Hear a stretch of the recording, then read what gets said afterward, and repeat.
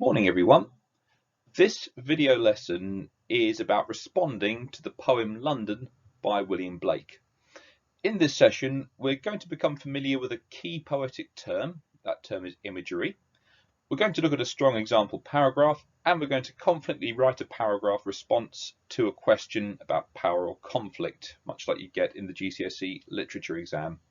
For this you're going to need a copy of London, ideally annotated, and you're going to need a pen and paper or access to a Word document. There'll be a link to a copy of the poem in the video's description.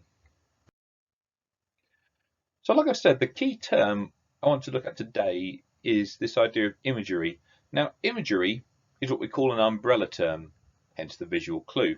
And that means it's a term that kind of encompasses several other terms. So personification, metaphor, similes, motifs and symbols are all examples of imagery, and that just means they're all examples of when a writer uses a particular thing to describe another thing.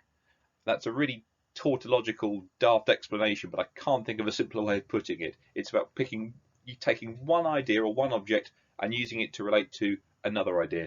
Hopefully the examples will clarify this. So what I'd like you to do is I'm going to give you 3 example sentences, all of which link to a key image in the poem London. And I want you to pick out which one is a metaphor, which one is a simile, and which one is an example of personification. So we have: people in London are trapped by their mind-forged manacles. People in London are trapped like they have mind-forged manacles.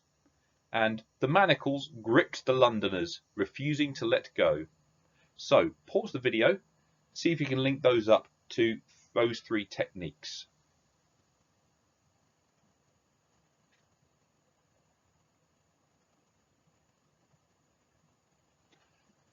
Right, so the first one, people in London are trapped by their mind-forged manacles. Just to be clear here, people don't really have manacles in their mind. That's just an image that's used to describe the feeling of being trapped mentally here. So they don't really have it, but that's what they're saying. They're saying people have manacles in their mind, but not really. Okay, that straightforward image is a metaphor here. The second one is similar, but it involves the word like. If you include the word like or as to a metaphor, it becomes a simile. And lastly, the manacles gripped the Londoners, refusing to let go. Manacles can't grip anything. They're inanimate objects. They just exist as they stand. It feels like they're gripping because they're quite tight, but it's the person who's applying them who provides that grip, tension, and that strength here. And certainly manacles can't refuse to let go. They can't help it. They're not choosing to at all. But that idea of them gripping and refusing to let go, it makes it sound like they've got a brain of their own, like they're choosing these actions, a bit like they're a person. Bit of a hint there. If a writer makes an object or a non-human seem like a person, it is personification. Good example for you there. So the key skill for today is imagery, and when we're writing our paragraph response, I want us to write about a particular image from the poem, just to remind of those 3 sub-imagery terms effectively. And a little tip for you here, if you're ever not sure if something is a metaphor or a simile and you're having a bit of a brain fade in the exam, just say imagery and you'll probably get away with it. Little hint there, bit of an example of the dark arts. So luckily, when we're writing about an image, whether it's a metaphor or a simile or a personification, because all imagery is fundamentally doing the same thing, they're using one thing to describe another thing, which is hard to describe. Again, feeling trapped is quite hard to describe, so they use an image of manacles to do it. The process is always quite similar because what they're doing is quite a similar technique here. So we're going to develop this skill and look at that staged process we go through to unpack an image and respond to it in an analytical paragraph. The quotation we're going to look at, obviously, is "the mind-forged manacles I hear," and we know that's about the feeling trapped essentially in your own head because you're living in London, and Blake is quite critical of that. So the process is as follows. First of all, you've just got to pick out the image. Make sure you're isolating what the image is. I'll show you what I mean shortly. Once you've isolated the actual image, the thing they've chosen to describe the thing they want to describe. Then you need to talk about the image and its connotations in isolation. So don't worry about what the image is being used for in this poem just yet. Focus on the image by itself. What do we associate with that image? And then link it back to the point you've made about the poem. So the way this might look is as follows. The image is manacles, right? The subject of the poem is talking about people being trapped and suffering as a result of London. The image to describe that is manacles. I've picked that out. Now let's talk about manacles. So the image and its connotations. Connotations means what you associate with something. So if I think of manacles, I think of prison, I think of being restricted, being trapped. Again, I think of like life sentences, all these sorts of things. I'm not talking about London now. I'm just talking about manacles, and I'm unpacking that image. This is an important stage. It's the stage lots of people forget to go through, and they just throw away marks. So, like I've said, I would talk about that sort of prison, but also they're quite strong. They're unbreakable. You know, they're made of metal, aren't they? You can't just pull them off. They're there. You need a key to unlock them. So they're unbreakable. They're strong. They trap you. It's prison and so forth. So that's what we know about manacles. Now, let's link it back to the point we've made. So the point we might have made at the start of this paragraph, the point of this image is it's used to describe the feeling of being trapped. So how can these manacles, with this idea of prison being unbreakable, how can that link back to a person's experience of feeling trapped in London?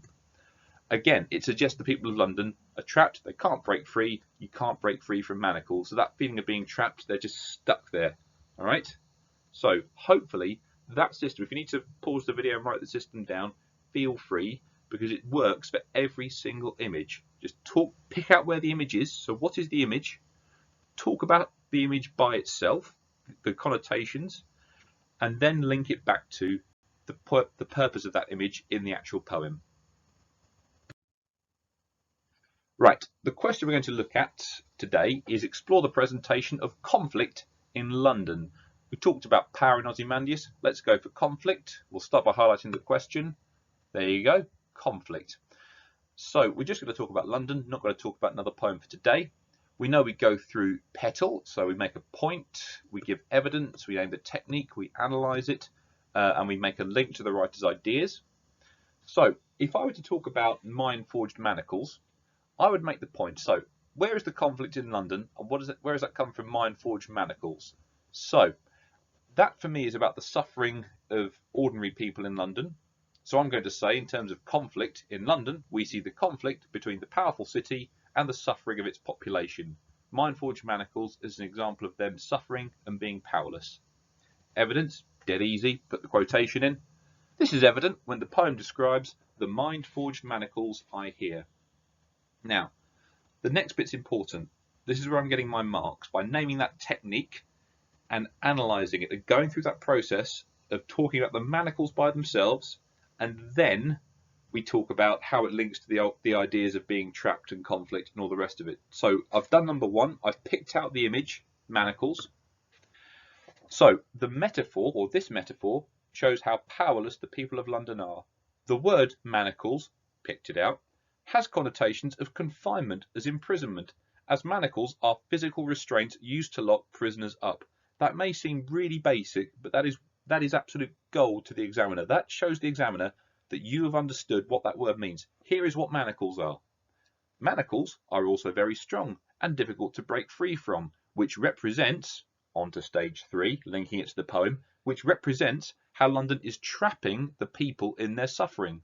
Also, the adjectival phrase mind-forged implies there is also a mental conflict. People feel they have to stay in London, so there is no way out for them, physically or mentally.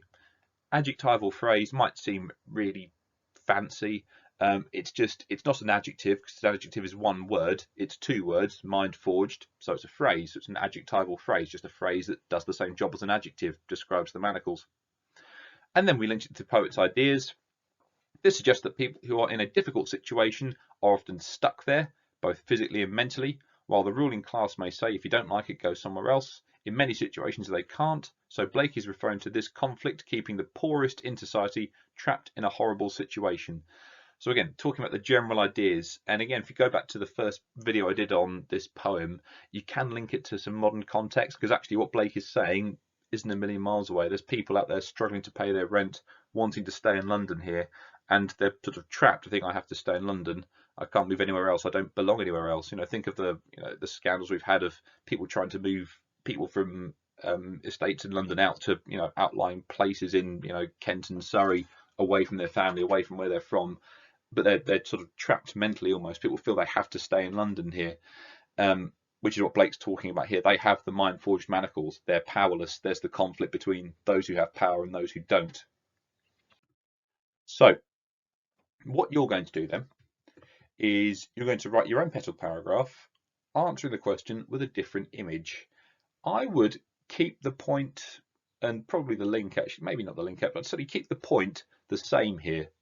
But talk about a different image. So I talked about the mind-forged manacles here. Keep the point the same about the conflict between those in power and those without power, that weakness here. So you might want to talk about the image of the soldier, the blood on the walls, the marriage hearse, anything else you like, but go through that process. Talk about the image by itself. What do we associate with a soldier? This. What do we associate with blood? Violence, danger, all the rest of it here. How's that linked to this poem? The marriage hearse. What do we associate with marriage and a hearse? Why have they been put together in this image? Right? And go through that process the same. I'll give you a few sentence starters. So in London, we see the conflict between, I would say, the city and the poor, or the rich and the poor, those in power, those who aren't in power. Up to you. Give the quotation, whichever one you like. If you need to flick back or look at your own copy of the poem, there's lots in there. Pick out the technique, whether it's metaphor, simile, or personification, or if you want to cheat it, just say image, the image of a soldier, the image of blood, does the job. Say what it suggests and what the connotations are before you link it back to the poem. And then talk about the ideas around power and conflict in general that Blake is trying to make about London. And we know what he's saying. He's talking about how unfair it is, how people are suffering, and it's completely out of order, and etc. There's plenty you can get from the original paragraph here. So pause the video, have a go at that. If you need to flick back to anything, feel free.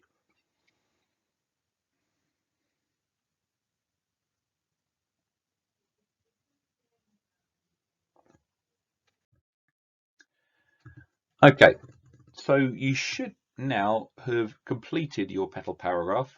So best practice at this point is to annotate your response, just so that you've got the stuff in there that gets you marks. If you're not sure about breaking down where the marks are, feel free to look back at my Ozymandias video where I talk about the mark scheme in a fairly simple way, but in essence it's the stuff on the left hand side, it's the petal, that's what gets you the marks. They're all linked to the mark scheme.